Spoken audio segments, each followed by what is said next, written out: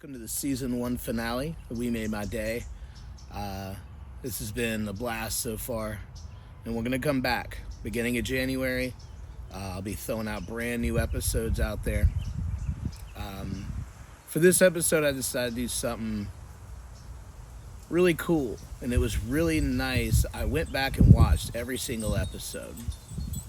There was so many amazing sentiments by people on how they stay clean and sober after 3 or more years. So I decided to share my favorite parts of that with you, being the final 2 questions. What characteristic do you have now that you had when you were using that pops up, and how do you deal with that characteristic? And what are you the proudest of? Thank you so much for everything, guys. I'll be back in January. Appreciate you. You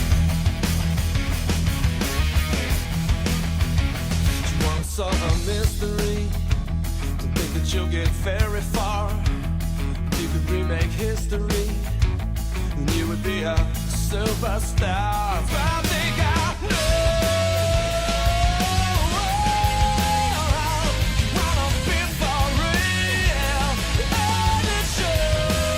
So if you got some I'm really guilty of thinking that things have to be one way and doing it that one way, and then any adversary. Maybe you should. Yeah. I'm doing it. I'm doing it now. If I fail, you can bring your idea to the table. Where I'm like, if I needed help, I'd have asked. I got this all worked out. So from what it sounds like you're saying, you did all this yourself, your life. You've had the life you had. Everything you just explained over the past hour, you did that yourself. After everything that you've had in your life to where you're sitting right now, what are you most proud of? Oh, man.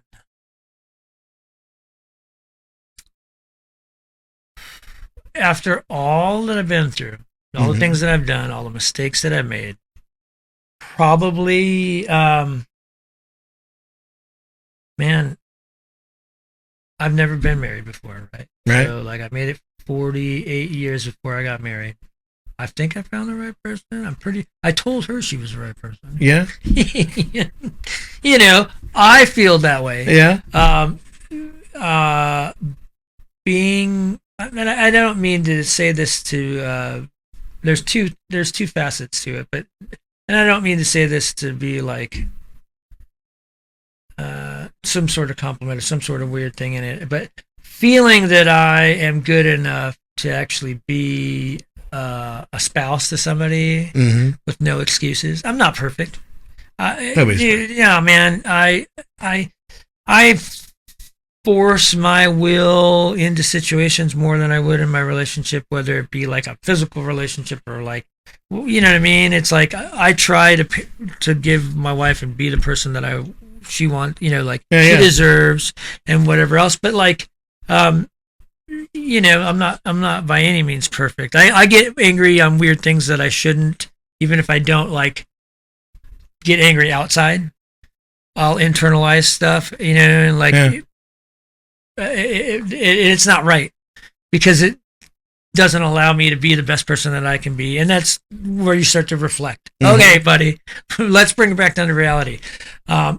But so there is a part of it, like being able to honestly like look at my wife and tell her that like I love her and that I know that I'm the best version of myself. Because it's other than sobriety and having been messed up and gotten sober, I wouldn't be the person I am today. Right. I mean, I made those mistakes and learned from them well enough so that I could be the person that I could be for her. So I guess the twofold is just in the relationships that I have, being a parent, man. Yeah. Having the biggest, I could have been a better dad. I could have been all this stuff, but the relationships that I have, number one, I'm there for my kids and they know it. Yeah.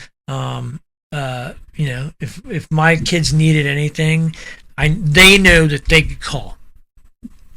Yeah. They could.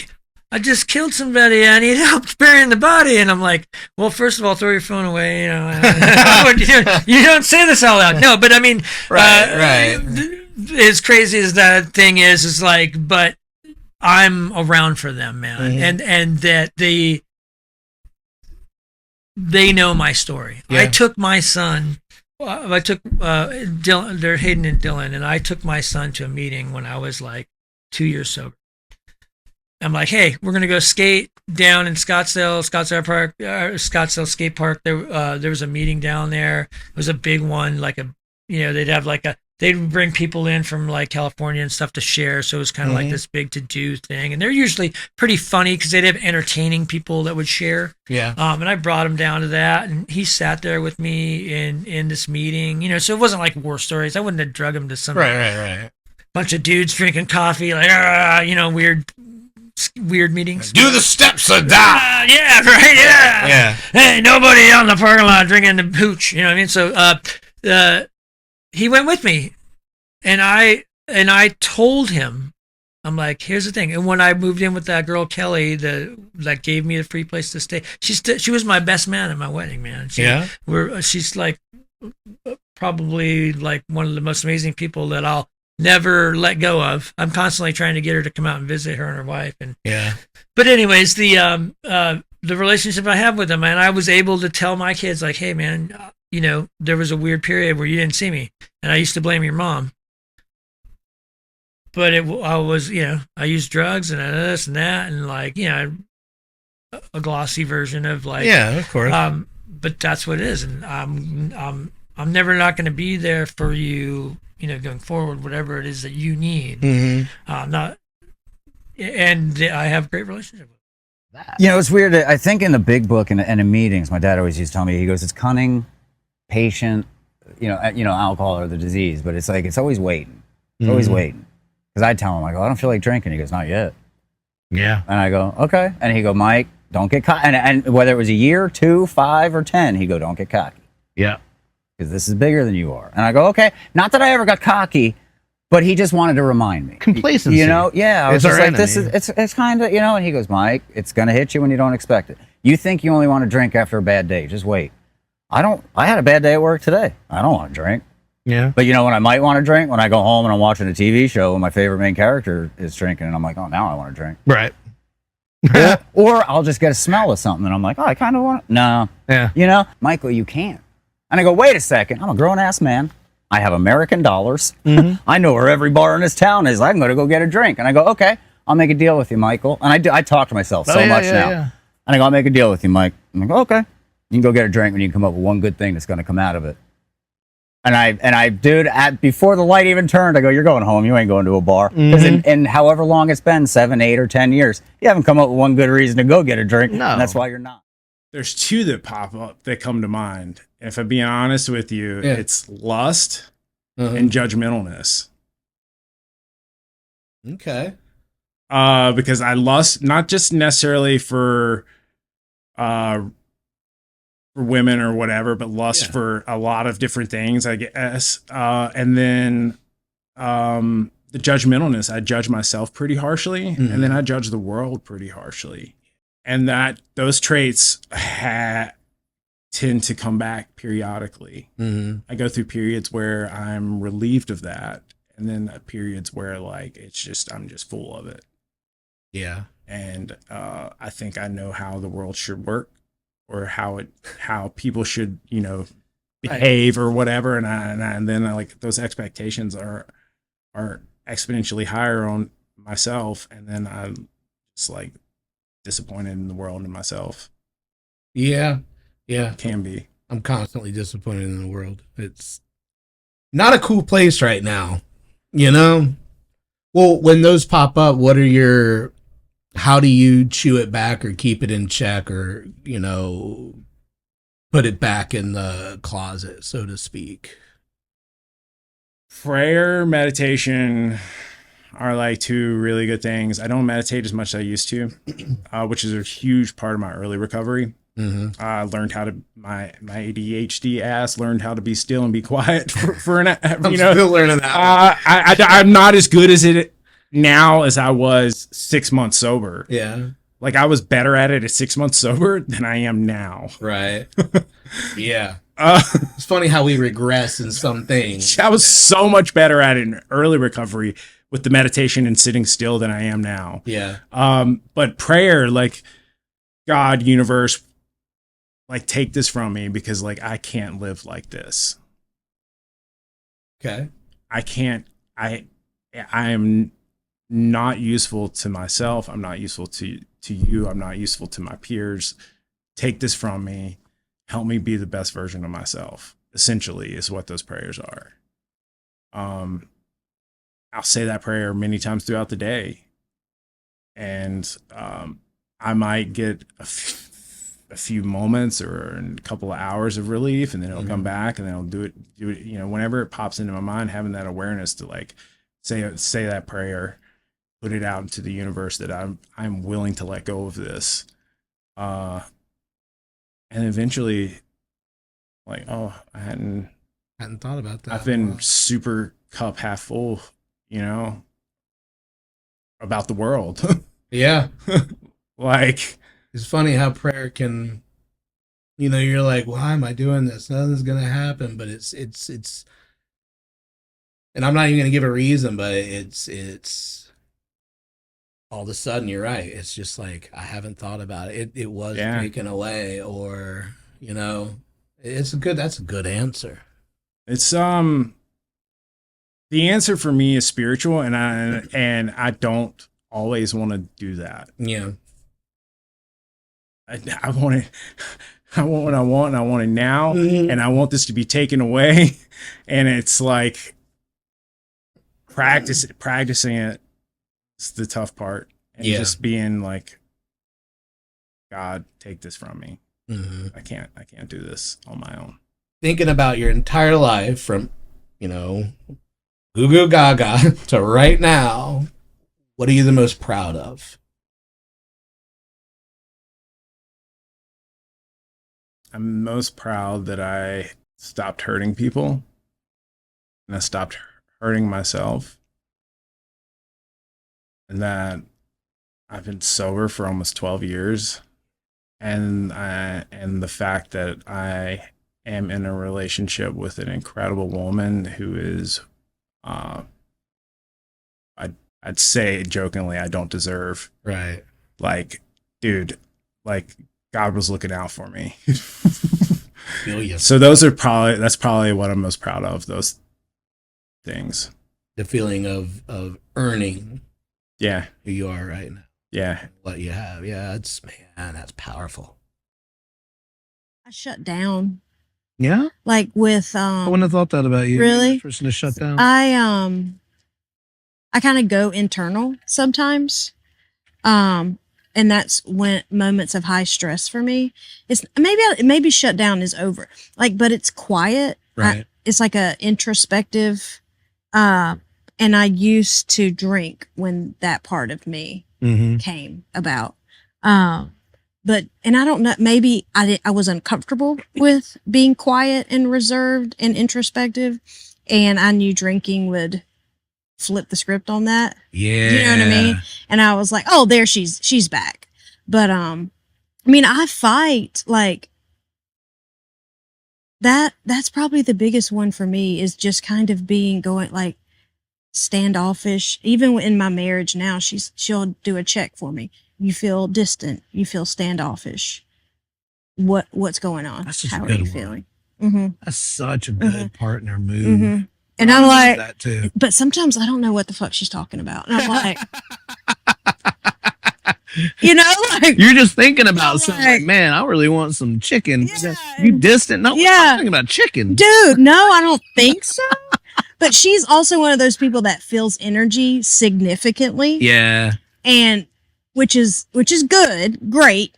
But when you are a person that can have some energy shifts just as part of your humanness, if you will, like, and it's not often, but she'll check me. She'll check me, and I'm open to it now. You don't have like any older alter ego or super ego id that would pop up for it? And if you do, how do you deal? Well, how do you deal with the shutting down when it happens? Like if your wife's not around and that hits you, what coping skill have you applied to your life that would bring you out of that? Exercising, movement, Yeah. and a gratitude list. Cheesy as hell, right? I do one every morning. Cheesy as hell, but fuck, I have to remain in gratitude. Mm-hmm. Have to. Like I get to do the things I am doing right now. Yeah. I am awarded the opportunity to be sitting here sober with you, having a chit chat. I don't take it for granted. Yeah. So I have to move my body. That's part of my thing. I'm so jealous. I gotta move it.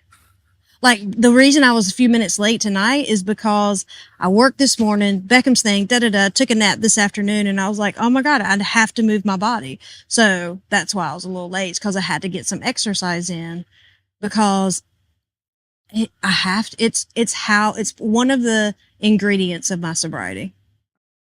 I think the one that I go into it like consistently for myself that I've always working on is gossip judgment.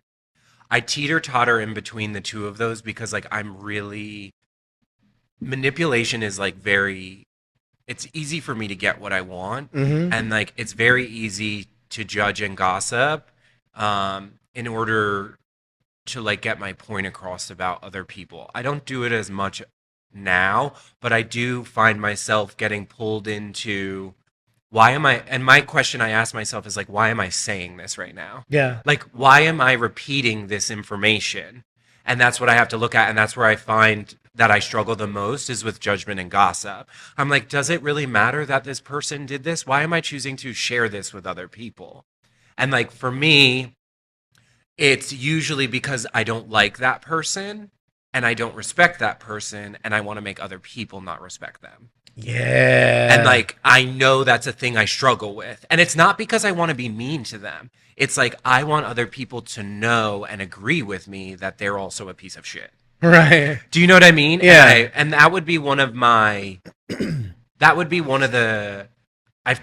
this sounds so vain, but like, I've changed so much. Like, even my parents are like, I don't know this person. Like, my dad was saying the other day, he was just like, you're so different.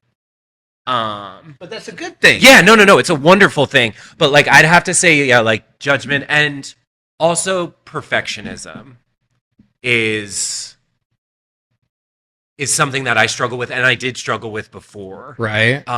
With the need to be perfect, to present a specific way, to always have the answer. I'm getting better at I'm very vulnerable. I will tell you if I fuck up. I communicate about the things. But like in the back of my mind is like, this could be better. This should be farther. This should be this. I don't feed into those thoughts as much anymore. They don't affect the way I interact with the world, but they do pop up when I'm like, they used to come out in fear. In the beginning, it was anger. I would get frustrated when something wasn't going right, and then I would take it out on other people. Right. I shed that layer, and then it would be internal. You could tell by the look on my face that I wasn't happy with something that I was providing or doing.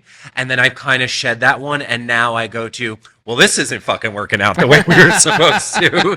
Do you know what I mean? Because I've realized, like, when I bring humor and I bring playfulness to these emotions that I struggle with, it's easier for me to accept them for what they are, part of being a human being. What are you the most proud of?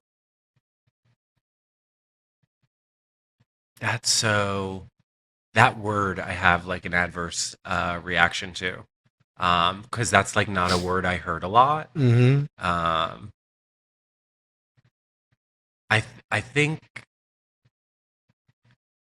I'm most proud of the person that I've become. That I don't have to find validation from other people any longer. Not to say that I don't like it, but I don't search for it anymore. I'm really proud that like I can support myself and support other people on whatever healing journey that they're on. And I'm proud that I just want to bring more love and compassion and kindness into the world. Like I want to just that's what I do. You know what I mean? Like I can be funny, I can do all this stuff, but like at the end of the day, like I just want people to be okay. Yeah. I just want people to know, like, there's somewhere to go and there's someone to talk to. And, like, even if you don't have the answers, that's totally fucking okay. Even if you don't make the right decision, that's totally okay. You know what I mean? Learn, you know what I mean? There's people to help support you. Because at the end of the day, I think the world needs more love. Yes. Goddamn right. And, like, we need the ability, like, compassion, everybody thinks is like joy and happiness, but it's like our ability to come close to the pain of others and our own pain and not need to change it. Right. If I started respecting my pain at an earlier age rather than trying to hide from it, I think my life would have turned out a lot differently. Right. And that's what I do today is, like, I'm really proud that I can get close to my pain and the pain of others, and not have to change it, but just see it for what it is. Yeah. Just a part of life. I'm not afraid to say what I do and don't like. Like your approval, it doesn't really matter to me anymore. Still struggle with people pleasing a little bit and like making sure everyone's kind of happy, but not in the way that like I'll bend myself in a pretzel or wear hats that don't fucking belong to me, you know? And like that is just a beautiful thing. I don't know, man. I mean, I think that's just things like that. Like I discovered that I like running. The fuck? Yeah, that's weird, dude. I started running at like 36 years old. And like you would never get me to like wake up in the morning at any time, you know? I remember going to like classes at the YMCA hammered. You know, I'm like, I'm gonna do kickboxing. But like I fell in love with running and like I've run a few half marathons and like I love that shit. I'm not fast, you know? I mean, I'm not winning the damn thing. Right. But you're doing it. You know, it's like just the, like, it's like, people are like, what do you do now that you're sober? Like, now that you can't go to bar? I'm like, whatever the fuck I want to do. Whatever you want to do. You know? I mean, it's so cool. And like, I know now that I can take care of myself, you know? Like, I walked into sobriety with like a 400 credit score. And, you know, I mean, I could not. Like, I was married and like he took care of everything. I contributed financially, but like couldn't tell you how to do that. You know? And it's amazing on how big the world is and how much you can do that doesn't revolve around alcohol. None of it and does. I didn't realize that till like year 4. Yeah. You know? Yeah. Like I was scared of the world. You know, and that was a big thing. I know probably like pinball machining, but like it's like alcoholics and addicts, statistically, so to speak, comprise like 8% of the population. And like that means that 92% of the world is not like us. But my goal, not in the beginning, because I needed to keep that 8% bubble. Like I needed to be surrounded with my people and like be safe in the rooms and like in those spaces. But like my goal in life and my goal for like the girls that I sponsor is like, let's try to exist in the whole world. right. Like there's nothing that makes me happier than when someone asks me if I want a beer. It used to freak the shit out of me, but now I'm like, I just passed for normal, Yeah. you know? And all I have to say is no, thank you. Or like sometimes like, you know, if they're pushy, I'll be like, if you want me to drink all of that, make out with your husband in the laundry, you know, like then give me a Then beer. dry hump your dog. Steal your car. Like, I don't know. Like, Then I would have to say is like it comes from trauma, and it's people pleasing and looking around to make sure there's no issues. Like if I go to a restaurant, I'm like always on alert. And then if I go into a social situation, I'm very keen on, is there a problem over here? Is there a problem over here? And so when I get to a place where there's a lot of chatter, or if you can see maybe there's a problem going on, I can't talk to my fiance. My brain is locked in over there. Right. So that can come up, especially with like family situations, because I want to make sure everybody's having a good time. Right. Oh, does this person like this person? Maybe I could go over there and tell a joke, or like I get into this people pleasing mode, and it can come from old trauma and old triggers, you know. So that's still in there. So it's like a compulsive, empathetic fixer. Right. Right. That's still there. But the awareness that I have now, I can identify it. And instead of one of the best things I've learned in recovery is like in my relationship is if I got something going on, once I am aware of what's going on, I've learned to communicate it to my partner. Because one of one of the things that I've learned is the silent treatment is hostile. You think, oh, I'm just going to suck it up and not say anything. It's actually making the partner, what's going on? Mm-hmm. Is he okay? And then they're walking on eggshells. It's not really fair. If I can just say, listen, this person's going to be around. It always gets me a little weird, whatever. Yeah. I got some anxiety there. That's what's going on. It usually goes away because she's opening up to say, okay, I appreciate you telling me that. Yeah. We have enough to where I can just say, a little eye glance. But also one thing that I've shared with people early in recovery, like if you have to go to a function where there is going to be drinking or whatever's going on, but you kind of have to go. You don't have to do anything, but you choose to go. Is whoever you go with, you can create a little hand signal. If I'd like start rubbing my watch or something, let's get some fresh air. We can talk about if we're comfortable. And because the worst thing is telling drunk people that you're going to leave is like literally the worst thing you could do. Because no, stay. I love you, man. You're so nice, dude. Because I am the dick that will be like, you all suck. I'm leaving. Like I get off on being a dick to drunk people. Oh, now you can. I do. Yeah. It's because that's just like that's the diva side of like I have to make an impression, which is still something I work on daily. And trust me, when you have two teenagers, they humble your ass real quick, bro. But that's cool to know about your personality. That's your self-awareness. Yeah, like you're nice about it, and you're very, and I could have seen that about you because you're very kind, like heart on your sleeve type person, and want to help, and very empathetic, and that's great qualities to have. I do have some of those, but also if I'm not overly blunt to the point where that is, even if it's rude, it's OCD. It's like an itch that I can't get rid of. So when you get this compulsive, empathetic fixer pop up, what is your coping skill to kind of... Usually once we get home or whatever, I'll go and sit in my office. I'll play Madden or something on the iPad. Right. I'll just sit there and meditate for a second. And then once I find out what really triggered me to kind of start to shut down and then also want to fix at the same time, which is a weird kind of juxtaposition, then I can identify it and then I'll talk to Janet like, this is what happened. Or I could talk to, I still have a sponsor that I'll call. Yeah. I've got a network of guys that I talk to on Sunday mornings and we just catch up. It's like a little check-in. That's cool. Yeah. So I've got a network of guys I talk to every week. It's not negotiable. We do it. Yeah. Yeah. Like in person or on the phone. Oh, okay, cool. Sunday morning calls. I'll get my coffee. Say I'm going in, make some calls. But it helps me to be able to have that accountability and also hear what somebody else is going through, and we talk shop. Sometimes we're not even talking about anything that's going on. It's just like, how was your week? Yeah. But it helps.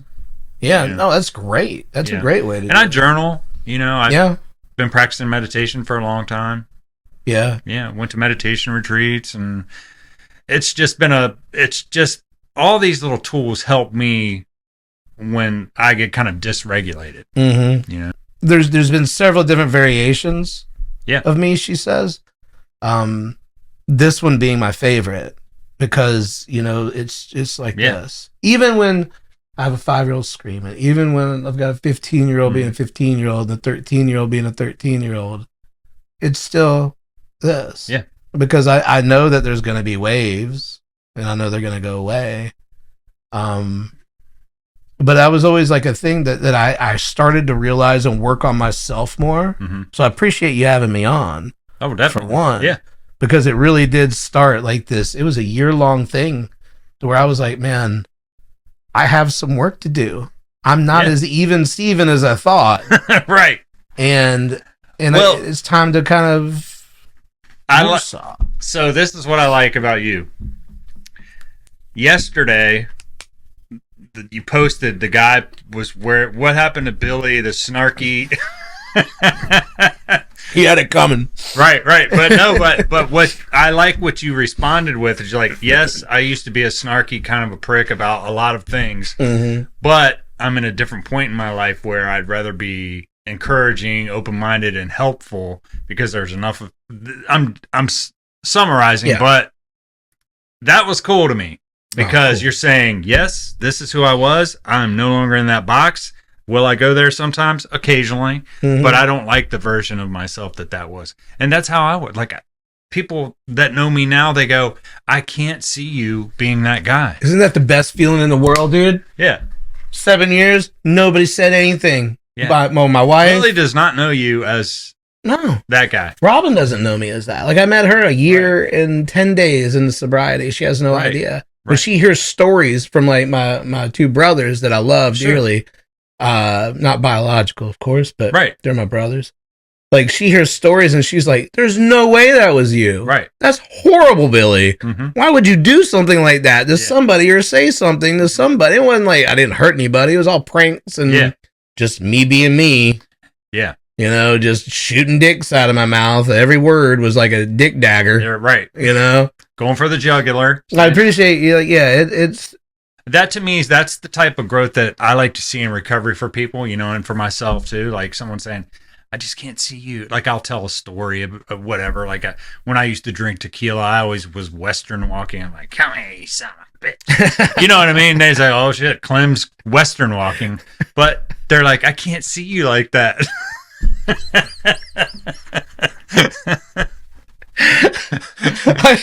Western was it just like a transformation? To where you're like, so tomorrow we'll do this thing.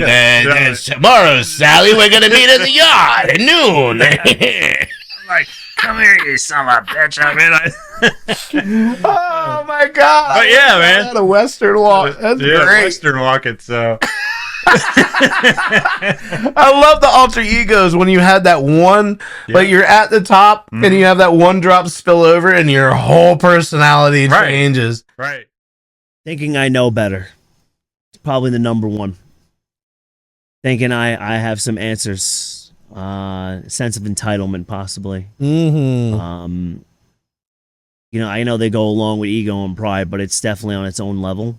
It is. Where I just think I know some stuff. And me and my sponsors do those little inventories. It's a lack of control thing. Yeah. That's why I sold drugs for 15 years, man. You know, I had to be in control of something. Control of my destiny, control of what you need, control of what I need. It was all a control thing. It took AA to figure that out. That's why I chose that path. Yeah. To be the center. But also try to be the guy behind the scenes. I was like trying to live that two lives at the same time. Like I'm the nice guy, but I'm a fucking drug dealer. Like how nice am I really? Right. And it's all a control thing my whole life. So like I said, if I think I know something, it's a control thing. It's always a lack of God and control. Yeah. How are you at handling humility? I'm asking because like I've... The humility in the definition of what? Putting God first and myself less, or putting others first? No, I would say humility of admitting that either A, you were wrong, or accepting that you didn't know something. Basically countering what those characteristics. Really good these days. Yeah, that's good, dude. Yeah, I'm really good at saying I screwed up. I'm good at apologies. I may not always mean them the first time, but I will say it to say it. And then as time goes on through practices, I will actually mean it. You know, I could say I'm wrong very easily with my girl, with my family. My mom is probably the toughest one for me. If I had to put one person, that's the hardest one for me to admit I'm wrong or say an apology. It's my mom. Yeah. And I don't know why that is. It's because they have known us the longest. Possibly. And they'd see right through us. Yeah. And I think it's because we just live on two different planes. Yeah. Thinking about your whole entire life up until right now, what are you the most proud of? Holy shit. That is a good question. What am I the most proud of? And you can take a second too. Like I've had somebody take 6 minutes. There's just a laundry list of things that you can possibly be proud of. I know this is going to sound so corny. I just know it already. There's really no such thing. No, I know. My relationship with God. Yeah? Yeah.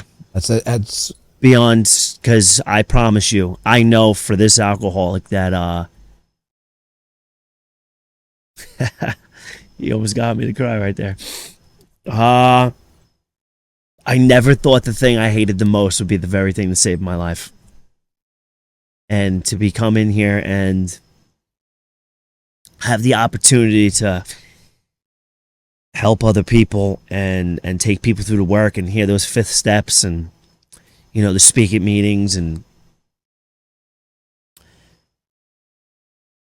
wow, it's a heavy thought, right? Yeah, man. I just been on this wild journey of just trying to do what God wants me to do, and that's just continue to help people. And, you know, taking service commitments, being part of, you know, I'm no special person. I am not better than anybody in these rooms. I know that now. I was very judgy for a while. You know, an epiphany happened to me last week where I've been praying for about 2 years about like letting go of what other people's recoveries look like. And like a lightning bolt coming home, it's just like, why can't I just be happy for where people are at in life? And it's only can be explained by God, man, because it lifted a burden that's been on my chest for a long time, even in recovery. The very thing I cursed in the back of that church, because when I went to that church, I went there to. Where were you when my dad left? Where were you when my friend died? Where were you when I smoked that first hit or stuck that first needle in my arm? And 6 years later, to be like, that's the very thing that saved my life is nothing short of a miracle. I would say obsession. Not necessarily like obsession with using. anything. Just I get hyper focused even on activities. Like when I first came in, I was crocheting like literally all day every day, something that was even like beneficial, didn't hurt anybody, it was productive, I had something to be like accomplished and completed, everything was cool about it. But it was almost like bad how consuming it was. And then I got into painting rocks. It sounds silly, but but I would do like the dot painting. So like I was having to focus on things. I also did those like the diamond paintings where you like have to stick them one at a time. And even like with my kid, just when I decide I want to be intentional about something, I'm very intentional. Yeah. And then like even cooking, I do things extra, so extra. Plate presentation and all for a 3-year-old. For what? For why? I mean, it better have ketchup on it. That's all my kid cares about. That's all he cares about too. So. I try to introduce her to new sauces. She's like, "Fuck you, Dad, ketchup." He likes all he likes them all, but he will get mad if that ketchup is not an option. Obsession is so it's not like a shopping thing or impulsive it can be. buying. That's huge for me. Impulsive buying is way different than like obsessively shopping. Right. I'm not somebody who just like has to go shopping all the time. I hate it. I've been the same size of clothes since high school, other than when I was pregnant. But I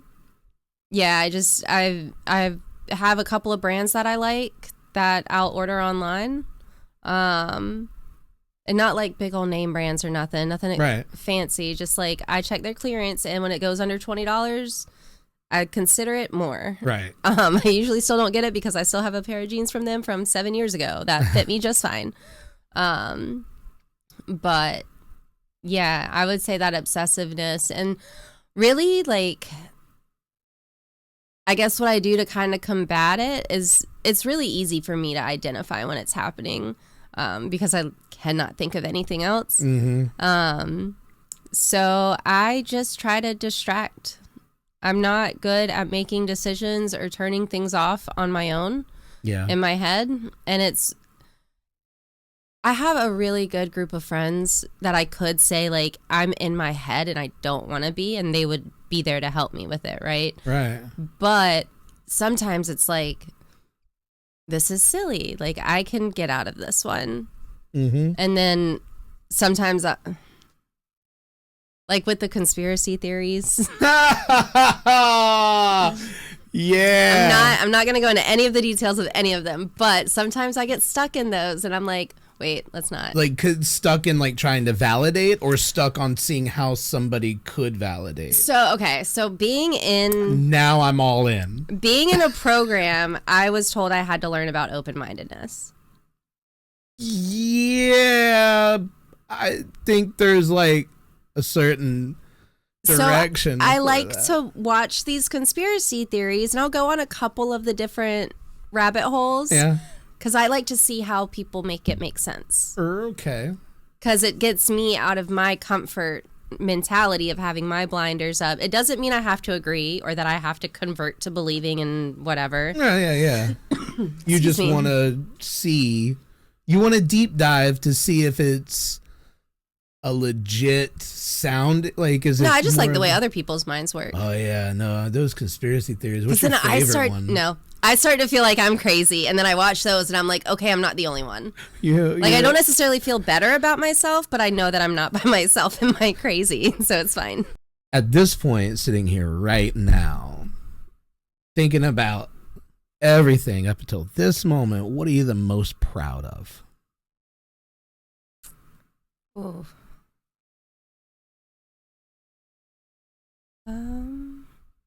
Most proud of.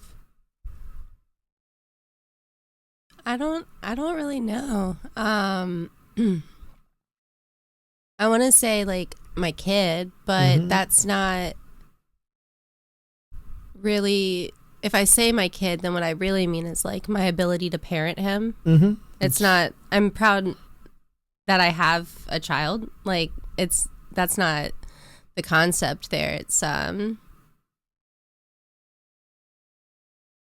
think I think what I am most proud of myself for, like, just all the capabilities that I hold.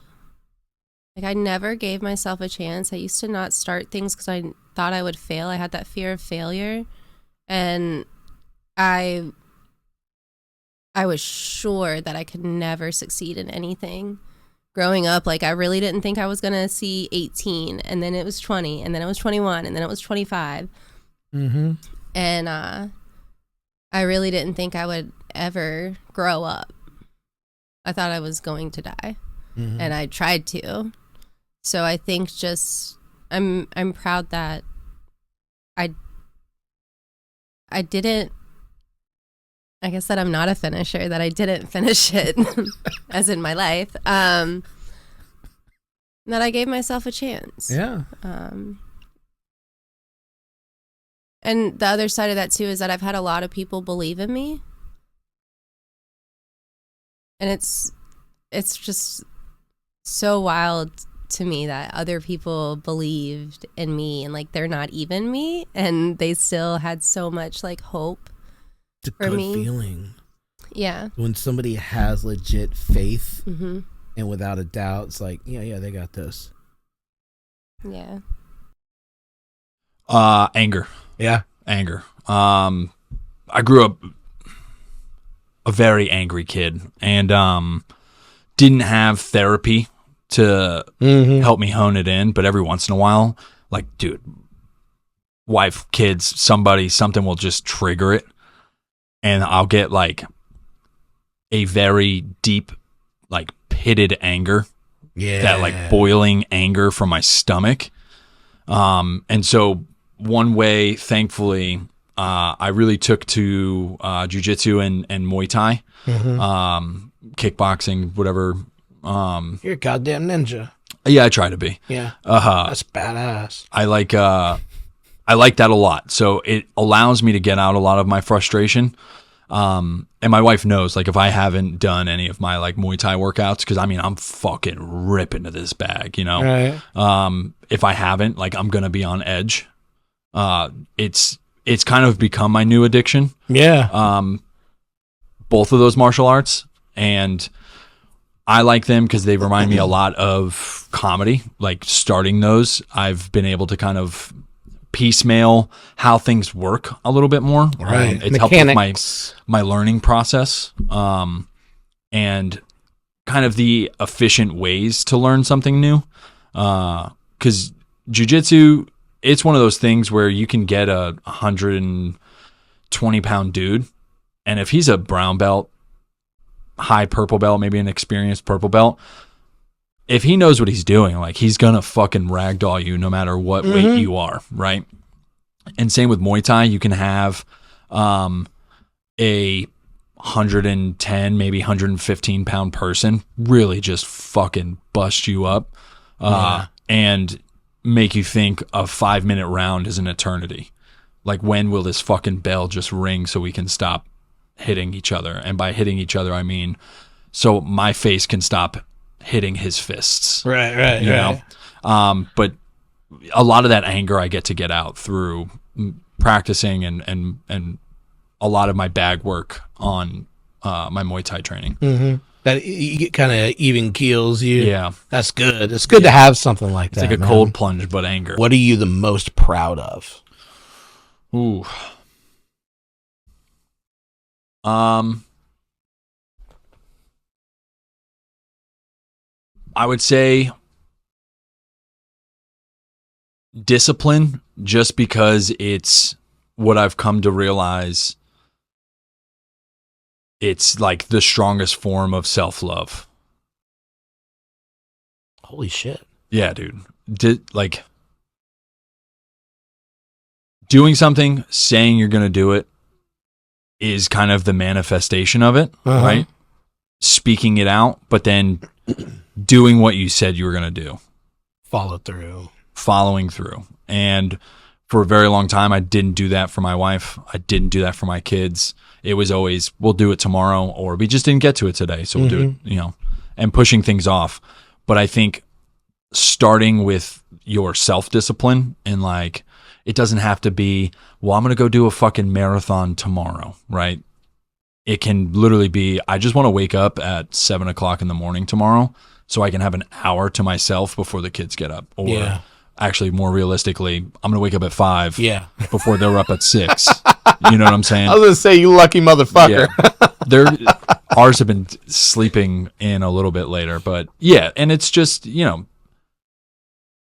I've found, being disciplined is the strongest form of self-love. It makes you a better person. Dude, and just getting those little wins throughout the day is the best. And like, I do a lot of backwards planning. So like, if I have whatever I think is the priority ticket item for that day, what does my day look like before that, and kind of back plan from that. So if I have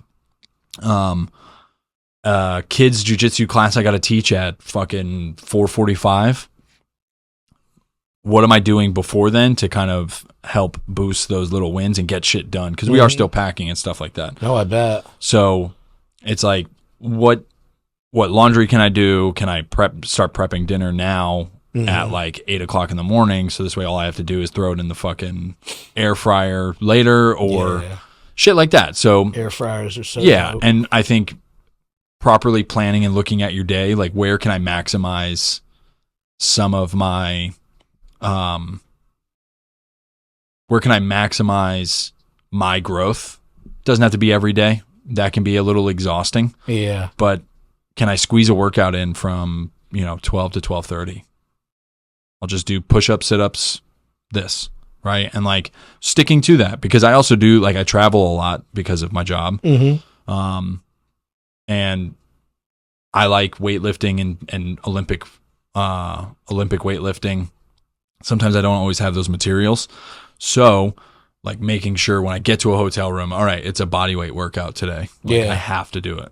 Fuck the gym. And just getting into your own, like, what do you like? What makes you kind of feel complete? And then just showing up for yourself. And then you'll show up for others. And I think for me, it's pretty much exactly what you said, but I can become like belligerent almost. And you explained it perfectly. Saying things that don't need to be said. It is not my job to serve you your fucking what you deserve. It's not my job unless I'm protecting my family or somebody that is if somebody's being bullied or somebody can't defend themselves, right? You know, then it is my job to step up for that person. Exactly. But that's normally not the case. Mm-mm. Normally it's just me trying to exert my dominance and let you know I will fuck you up or whatever. You know, whatever that, what, you know, but yeah, it is that. And it's like, and what I realize is that after I come back down off my high horse and my holier than thou and self-righteousness, that I realize there goes I. Every single time somebody is doing something that I have done to someone before in my past, and I'm just mad because I did that in the past, and now you get to act like that. And I think it's my job to serve you what you deserve. Yeah. You know, and it's like, it sucks that I can't realize that in the moment. I can realize that in the moment.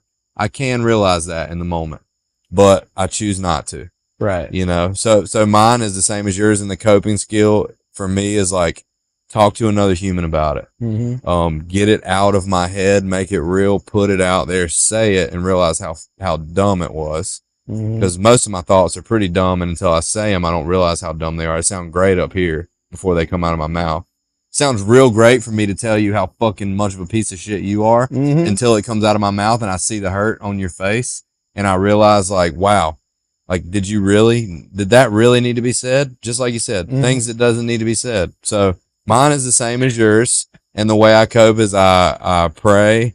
I talk about it to another person and I talk with them about how stupid it was. And most of my friends don't co-sign my bullshit and they say, oh yeah, that was pretty dumb.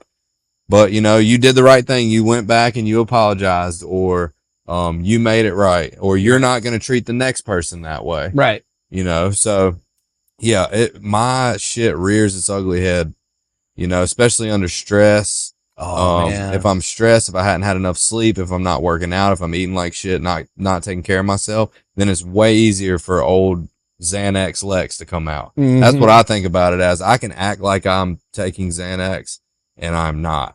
And I was a total piece of shit when I took Xanax. Oh, and man, I can act that same way without any of it. Yeah. So, and you know, but that's it. That's it for me. That's a great question. And I'm glad you asked me that, because I do think about that a lot, because I do not want to be that person that I was. Hell no. I don't have an excuse now. I don't drink now. I don't have an excuse for acting like an asshole. So then I really have to be sorry. And then I feel like shit about it. And like, we got to keep our side of the street clean. It don't matter what that other person's doing. We got to keep our side. Their side can be dirty. Ain't no HOA in that shit. No, ain't no. So, I'm just saying, like, we can only help our side of the street. And we're an example for people. So if we're treating people like shit, why would anybody want to change their life and do what we do? Exactly. My mindset when I get up in the morning is get better. Be better than yesterday. Yeah. Like, how do I improve on yesterday? Because if I keep doing that, I'm gonna continue to grow and be better at everything that I do. So like, how can I have done, what did I do wrong yesterday? What did I not do enough of yesterday? It goes back to the inventory, right? So it goes back to like, what did I do yesterday? How can I improve today? But literally the first thing I think is like, how do we get the kids to school better than we did yesterday? How do I positive reinforcement, or whatever the verb for that would be, for my kid better than I did yesterday? What are you the most proud of? Definitely being a dad, but I'm trying to think of what about being a dad. I think the unselfishness that it takes to be a good parent makes me proud, right? Because I'm such an inherently selfish person, right? So I think that my dad is the most unselfish person that I've ever met. And I am the opposite of that. So if I can be half the parent he was to me, then at the end of the day, I'll say, all right, I'm happy. So the requirement level of unselfishness that it requires to be a parent, I think that's what I'm most proud of. And I'm not always that way. I'm not always the best parent, but like, that's something that every day I try to improve on. How can I be more patient, more kind, more unselfish? Like, cause I got things I want to do every day. I want to buy jet skis and shit. I can't, but you know, the reality of it is like, I'm a parent, and like, how can I be the best one? And I am. That's the most proud thing I have, is being a dad, and like the impact I'm going to have on these young boys' life. Exactly. You know, and like, how can I continue to get better as a parent and be there for them when they need me, and even when they don't? How can I be at their beck and call without spoiling them? There's a balance to be had, you know. So it's like, that's what I'm most proud of, and it'll probably be that way for the rest of my life, hopefully, you know. Could be. Because it's like, even if I have one kid, like, how can I make this kid's life the shit? Yeah. You know, without turning them into an entitled little cunt. Yeah. So it's that's like the fine line, man. Yeah, I'm a sucker, dude. I am too. I am too. sucker. I just want to get my kids stuff in every store, and like, what do you want? Where do you want to go? Like, you know, and but the balance for me is like the time spent. So you can't put a price on time spent. And like, I'm not spoiling my kids by spending time with them.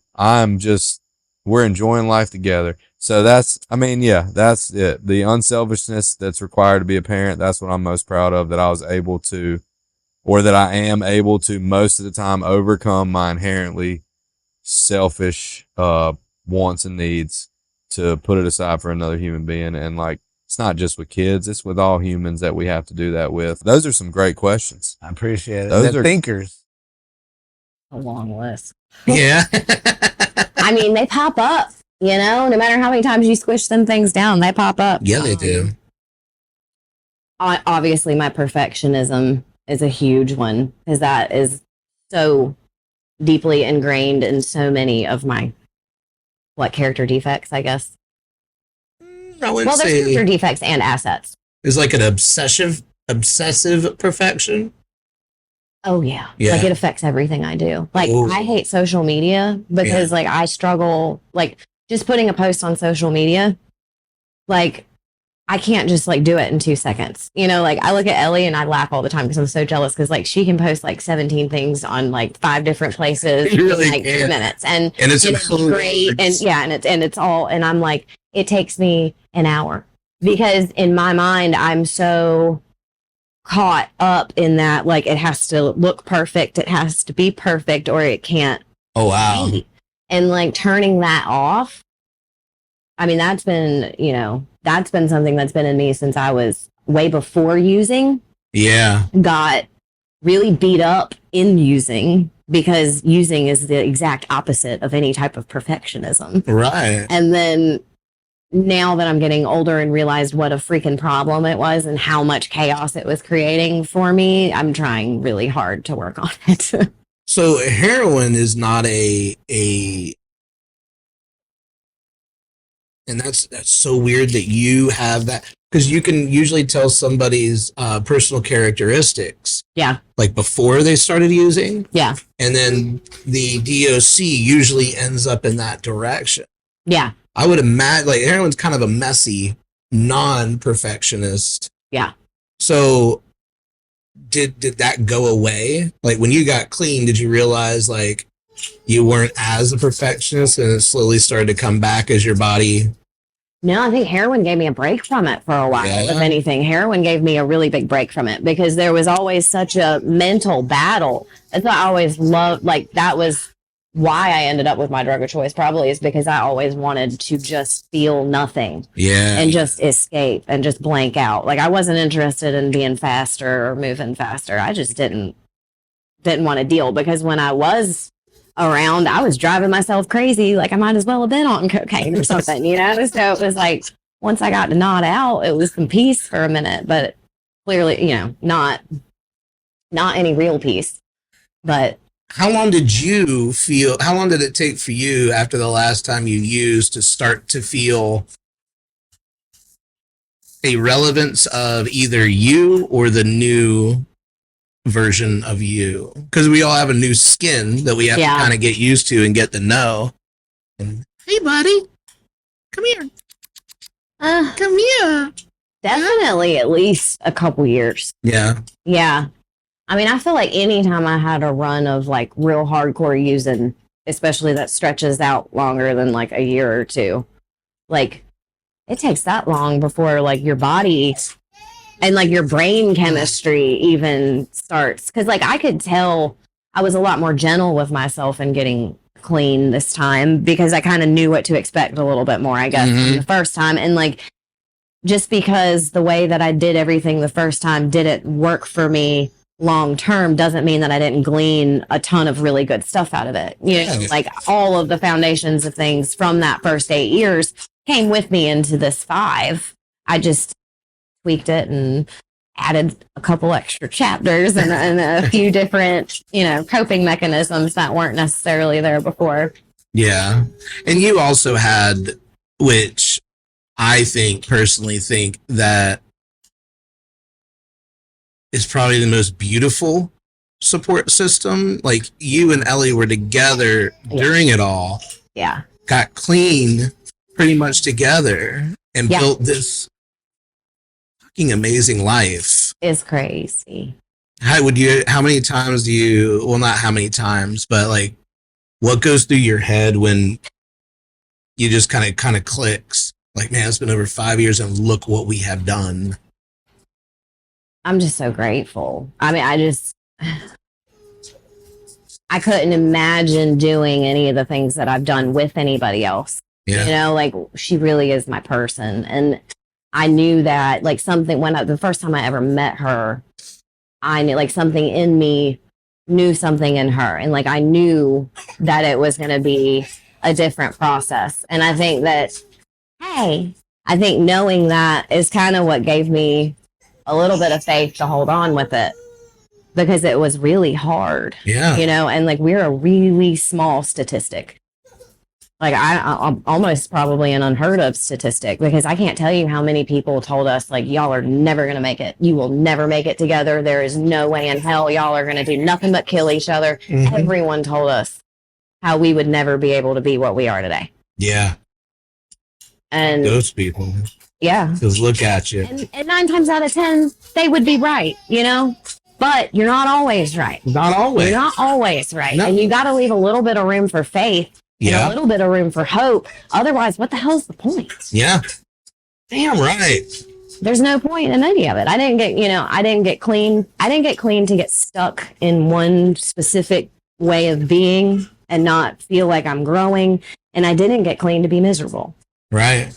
And that's part of some acceptance too, I think, of like being okay with not everybody's going to be cool with my life, and that's okay. Looking at just thinking about everything, because you know we can think about our lives in like 2 seconds. Thinking about from whenever you want to start that till right now in this moment, what are you the most proud of? That baby. That was quick. That baby. Yeah. That baby's the best thing I ever did. That made me cry even to say it. He's the best thing I ever did. Yeah. You know, and I am so blown away and honored that I get to be his mom. Yeah. You know, like just watching him grow, and I don't know, it just fills me up with so much and gives me so much of a different perspective. You know, like it has changed a lot of the way that I look at things, which I think really more so just in a way of like protecting of him and, you know, and like looking at the world and being like, oh God, you know, I'm going to have to send him out into it and wanting to like fix everything, and you can't. No. But yeah, he's definitely the best thing I ever did. I don't want to say angry. I just, it's hard for me to calm it down. You know what I mean? And like I can remember like using and just thinking that I guess like that impending doom. Mm-hmm. You know what I mean? Like when you're using, you're just like, man, it's all gonna end. When you know what I mean? It's coming. The end is coming. I always knew when it was time to fucking. I was getting locked up, or I was going to rehab, or shit. I was about to die. You know what I mean? Because you just use and use and use, and like that impending doom. And so like some days I'm just like, damn, dude, something bad's about to happen. You know what I mean? And like, damn, just waiting for the shoe to fall. You know what I mean? Like, I'm just like, and like, not so much anymore, but like, I do. I'm just like, man, something's going to go bad. Something's about to happen. You're worried karma's going to come back. Yeah. No, I do that too. You know, I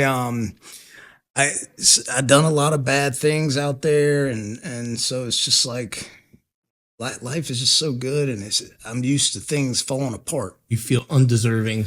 There you go. That's a great word there sometimes. Yeah, we're never undeserving. Yeah.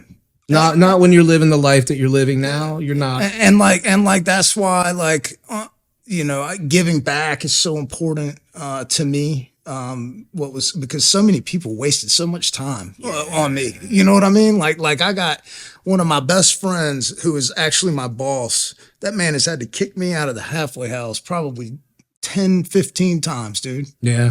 And would always answer that phone, pick it up when I was out there, no food, would feed me, came to see me when I was locked up.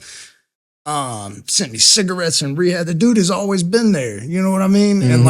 And like now he's my boss. You know what I mean? He's my best friend. I see him every day. And like we laugh. I talk to him today. Hell, I talk to him every day. Mm-hmm. My dad gave him a toast at my wedding.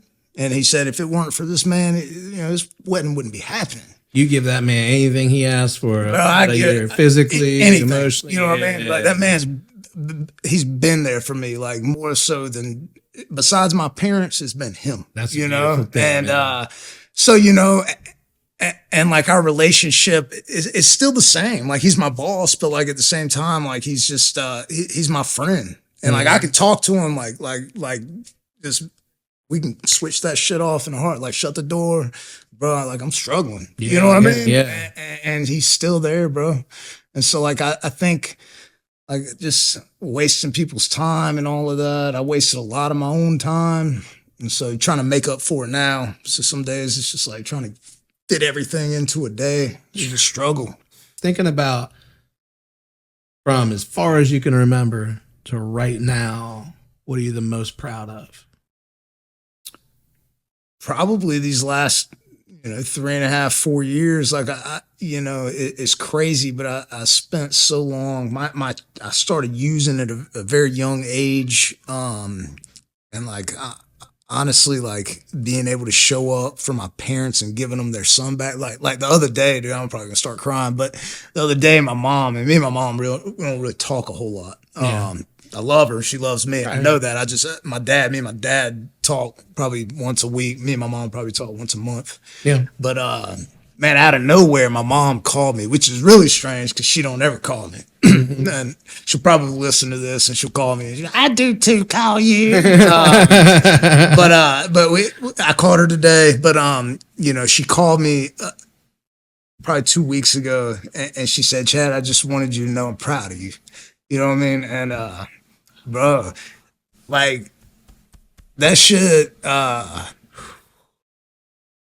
don't know, man. It does something to you, you know? And because they were not proud of me for a long, long time, you know, and just at wit's end. I can't even imagine, dude. Like my parents have walked in on me shooting up.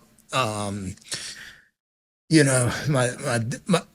dad took me to turn I was on the run. He didn't take me to turn myself in. He turned me in. Yeah. And but they were nice enough to let me come home to withdraw before I turned myself in. And hey, mom and dad, I need to come home. I gotta come home. I'm gonna turn myself in. Can I withdraw at your house? Yeah, come on. And I just a month of me not withdrawing, stealing from them. So my dad.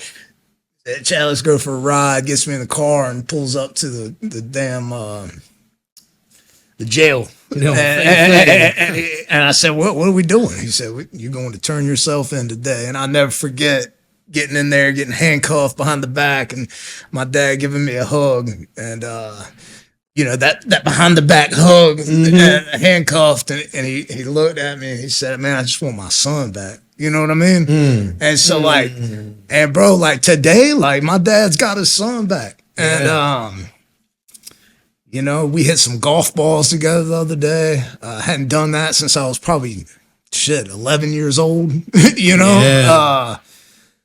so like, man, like I'm just like probably right now, dude, my life is a dream right now. And, you always get wrapped up in wanting more and bigger and better. But, man, if my life don't get no better than it does today, bro, I'm good.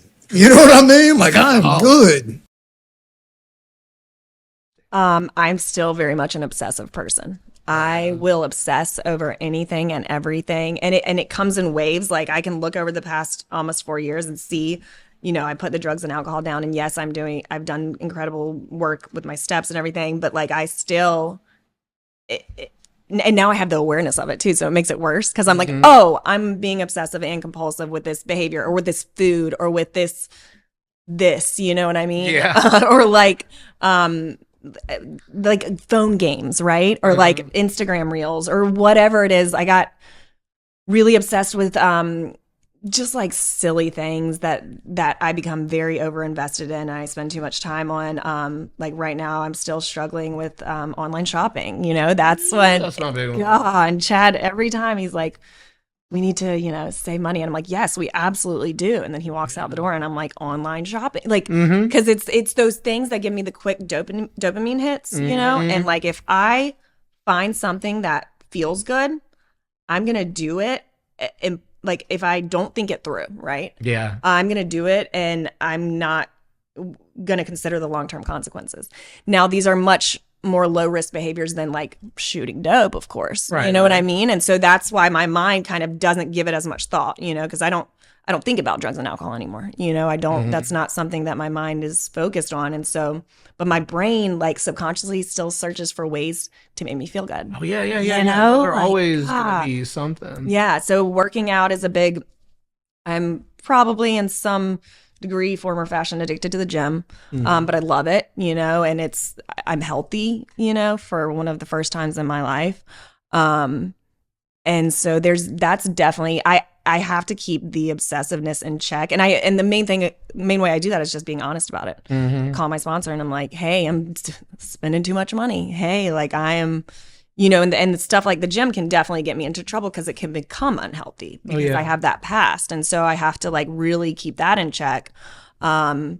Really just anything that makes me feel good, I have to really examine my motives and intentions behind it. Right. And say, am I doing this? If I'm online shopping, am I buying this stuff because we really need it as a household? Or am I doing it to make myself feel good and like fill some sort of void that I could and should be filling with something else? So to cope with that, do you do kind of just chill out with it, or do you have to talk to about it? Yeah, I talked to my sponsor about it. I have an amazing network of women, with people like Meredith and Sarah, and my best friends. So some of my best friends aren't in recovery, but they still are incredible people. And like telling on myself really works a lot because it's like I'm getting it out there. I'm being honest and transparent about, and so now you can kind of keep me accountable a little. You know what I mean? And I know that they might ask, "How are you doing with this?" And I'm gonna have to give them an answer, but I find that when I am more like in conscious contact with my higher power, I'm less obsessive. When I am more in service, I'm less obsessive. So like all these defects are less likely to come up when I'm taking care of my recovery and my spiritual condition, know? So like the healthier I am over there, the less likely I am to be relying on these defects and things to give me that, dopamine hit, So it's just kind of like I counter it. I spend more time praying, daily meditations, reading my recovery readings. If I spend more time in that stuff, then I'm less likely to just do these unhealthy obsessive behaviors. Right. So, but sometimes the unhealthy obsessive behaviors feel so good that I'm like, I don't want to do that stuff because I'm really liking it over here. But then they have consequences, whether that's spending too much money that we should be saving for something else or feeling guilty, feeling ashamed. Thinking about your whole life. Because, you just kind of like you having a huge dream about a big old, whatever. It lasts 5 seconds. We can think about our lives that same amount of time. Yep. One day I'll phrase that fucking intro to the question better, but I like it. So what are you thinking about your whole entire life until right this moment? What are you the most proud of? It's easy and hard because I say being a mom, but fighting and surviving enough to reclaim that title and really deserve it. It's a good one. Yeah. Because there's not one without the other. Right, exactly. And so, I'm not going to say recovery and sobriety or just my kids because they are one and the same for me. I would have never had Ivy, my second. I would have never gotten to be the mom that Layla deserves. I would have never, it goes hand in hand. And so like the fact that I truly surrendered and fought to come back to her, and to come back to my husband, my marriage, my family, that is what I'm the most proud of, because I tried to do that for so many years and fell on my face every time. Mm-hmm. So that is without a doubt what I'm most proud of. So I can get a little crazy, you know.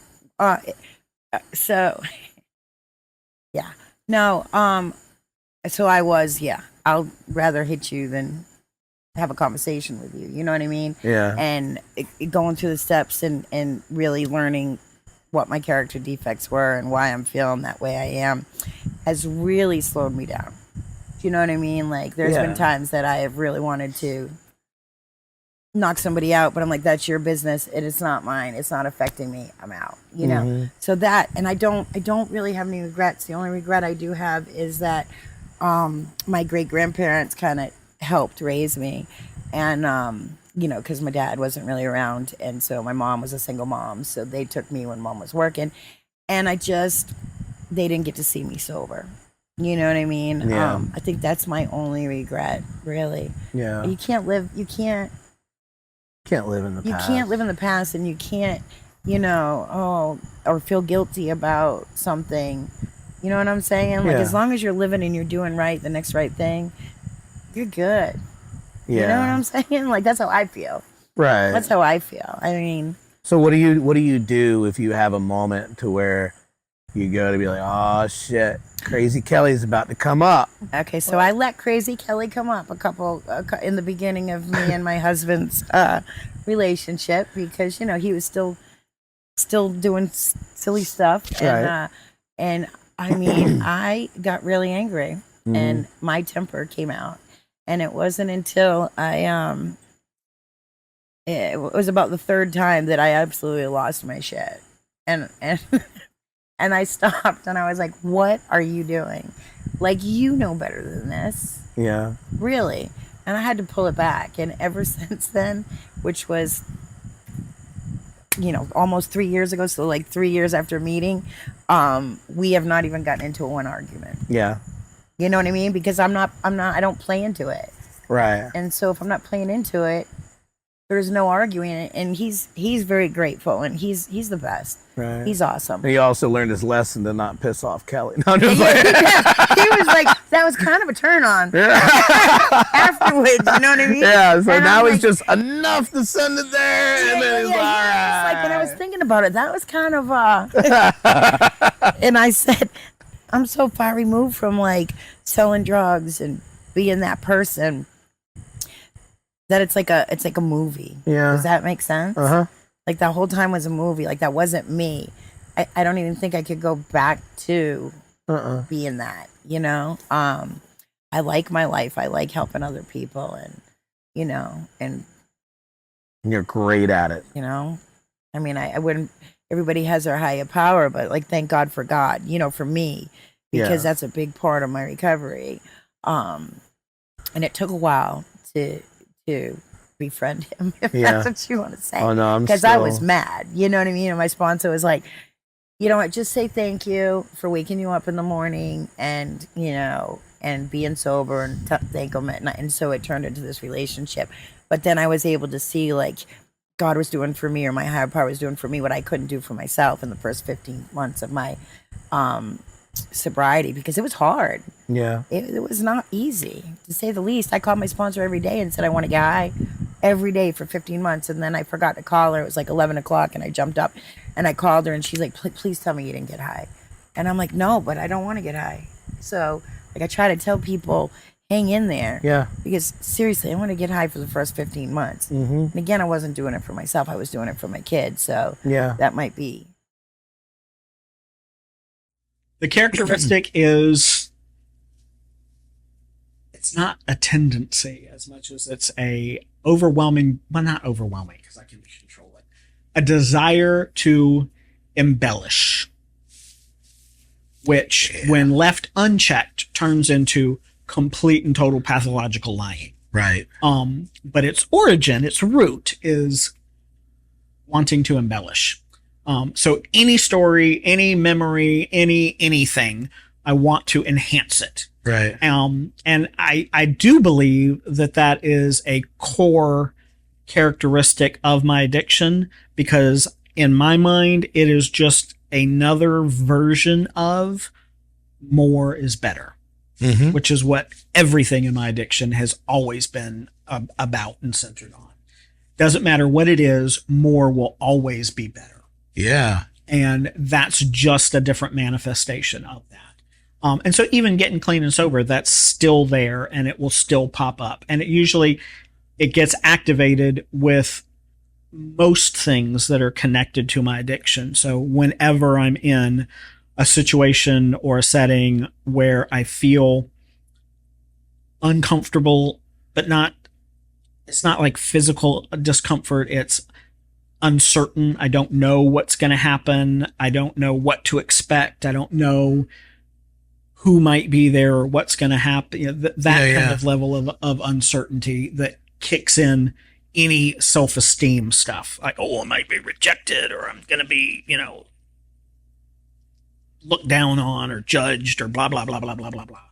That's where it kicks off, because that's I think one of, or if not the core issue of my addiction, that's what it has fed for pretty much my whole life, and absolutely throughout my whole addiction. Was trying to cover up that. And that's still there. I don't know I think that's the piece that's probably never going to completely go away. Right. And so whenever that gets nudged or kicked or poked at a little bit, that's where that tendency will come up. And it's much better now. I mean, that's the bonus of 30 plus years, is I can spot it. And usually I can know before I even enter a situation that, okay, I'm probably going to be uncomfortable in this setting. I'm going to be a little funky. And so I got to be on the lookout for wanting to embellish or over exaggerate things. And so it's a lot easier to spot ahead of time now, which means I can cut it off at the path. Yeah. It sounds like too, you also, before going into a situation, I do this all the time. It's almost like, how, like I was telling you, my wife goes backpacking and packs to the ounce to the thing. When I go into a social situation, I pack of all things, everything. I isolate all the unsettling feelings, and I make sure that I have the medicine for those unsettling feelings of what to do. Right. Yeah. No, I totally hear you, man. And that I do the embellish thing too. Like I'm a performer, jester type. Yes. So it's like it's almost like I feel like I have to introduce myself in a way that they're going to be like, all right, that kid's cool. Now it's simple. Hey, my name's Billy. Nice to meet you. We'll probably do it. But no. Gotta make sure. Gotta make fucking sure, bro. Yes, absolutely. 100%. And that's, because what if they think I suck? Right. I mean, that's the underlying thing. And it's like, don't really care, but I still do. Yeah. Yeah. It's all about the situation. Like I've stopped caring like a lot. Like if it's outside of my house, my give a fuck level is really not there for it. That's crazy. No, that's a good one. That's the first time I've heard that one on these episodes so far. And that's an amazing one. I think everybody can identify with. Good. I hope so. That's a characteristic we all have. I think so. Yeah. We all have. I think so. Yeah. No, now not many people admit it, which that's why I'm like, man, I got to have Tony on here because he's going to give me some real shit. Not that anybody hasn't. You've all have. I have learned so much from every episode. This is the last big question. And you can answer this and move on to anything you feel like, you want to say, you need to say. almost 34 years. What are you most proud of? Follow through. And specifically kind of what you were talking about with your daughter. Being able to regularly engage in delayed gratification. Okay, for example, and this is almost a daily occurrence. I'm sitting in my office. I've got a ton of paperwork to do, and I don't want to do any of it. I want to pick up my phone and just do a quick scroll through Instagram or YouTube just to see if anything's going on real quick before I start doing my notes or finishing up this assessment or, whatever it is that I have to do. My instincts are still pick up the phone and scroll on that shit real quick just to see if you're missing anything. Mm-hmm. And then I'll scroll and, oh, that video does look kind of good. I'm going to watch that real quick. And then that leads me to and then 3 hours has gone by and it's like, fuck, I got to start getting ready for group. And I didn't get any of my paperwork done. It's okay. I don't have any appointments tomorrow. I'll do it tomorrow.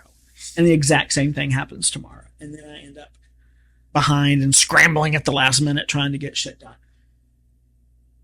Now, on a regular basis, I'm able to put the phone down, say, I'm going to look on YouTube after I've finished my notes. And not everything. I'm going to get all of my work done. And then, I'm going to do my notes for that last group. And then I'm going to look at what's going on YouTube.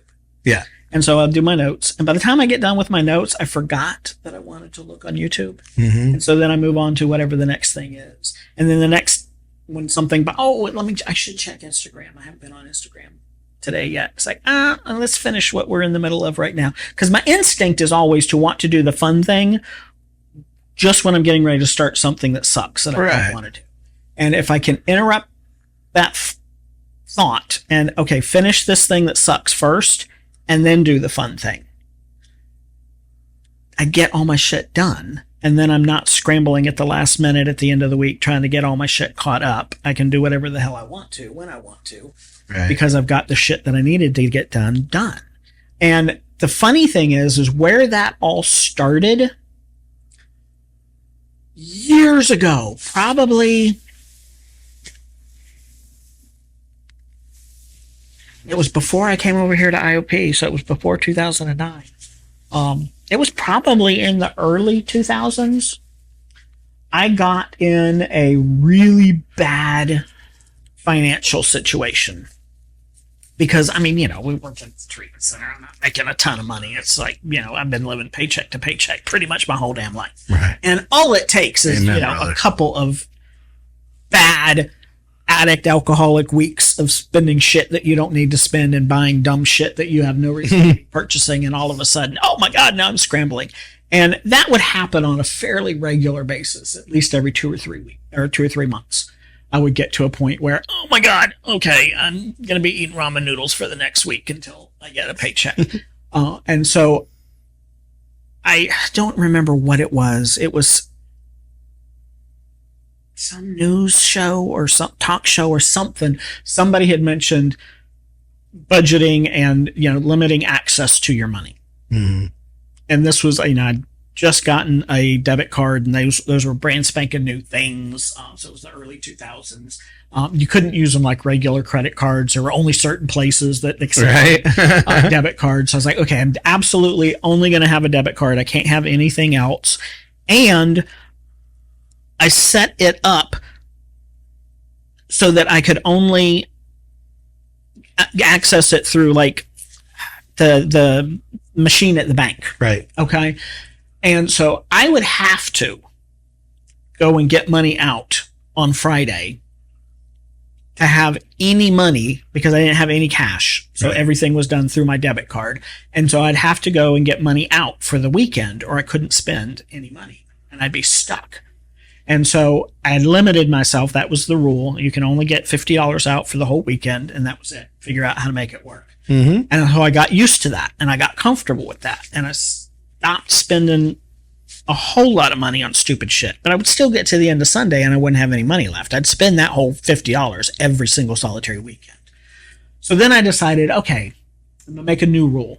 I'm not allowed to buy anything that costs more than $30 until 3 days after I want to buy it. Okay. And because I was buying a lot of impulse, I was spending a lot of money on it. I still do it. I did it this morning on the way here. Oh yeah, it's terrible. Anything that's in a center aisle at Walmart or Target or anywhere, I'm buying it. Yeah. They have 5-gallon plastic buckets for $5. Where? Why would you not buy that? Why would you not buy one of every color? I don't need a 5-gallon bucket, but I'm going to get one of every color because they're only $5. And so I'd get to the end of every weekend and none of that $50 would be left, and I'd have dumb shit. And so I was like, okay, this is the new rule. Anything over $30 you're not allowed to purchase until 3 days later. And if you remember what it was you wanted, then you can go back and get it. Good idea. Because I was trying to curb that impulse buy. And it had the opposite effect because I'm a good addict and an alcoholic, so I'm compulsive and obsessive about everything. And so after about 6 months of doing that, I had made the decision I wanted a printer, a printer for my computer. Uh-huh.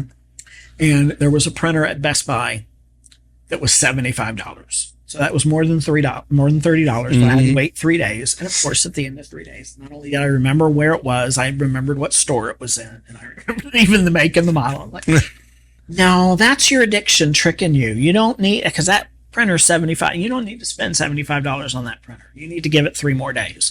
And I 3 more dayed myself into almost 6 months. Oh, damn. Before I finally said, just stop being an idiot and buy your fucking printer. Right. And so I finally broke down and bought the printer. But it had this effect where it just kind of broke me of that instant gratification, that quick fix. And I got the same kind of thrill and excitement from waiting. Right. And once that happened in that financial standpoint, then I was able to start pulling that into these other places. And okay, that's not the only thing that sucks. I don't want to wait to get something. I want I want the pretty red plastic bucket for $5 right now. I could do that in other places. And so then I started applying it at work. And like, okay, I'm going to wait. And this was back when that started back when I still smoked. Right. I'm going to go have a cigarette break and then do my notes. Like, no, do your fucking notes first and then go have a cigarette break. Yo. And what happened as a result of doing that, something clicked in my brain and it occurred to me, you don't get paid first. Not only do you not get paid first, you have to work usually 2, sometimes 3 fucking weeks, depending on pay periods, before you ever get your first paycheck at a new job. Yeah. You know how to do this. You've done this your whole fucking life. This isn't new. Oh shit, you're right. I do know how to do this. And I just started applying that to everything. And it got comfortable and it became routine, and now it's kind of normal. This side of the road has taken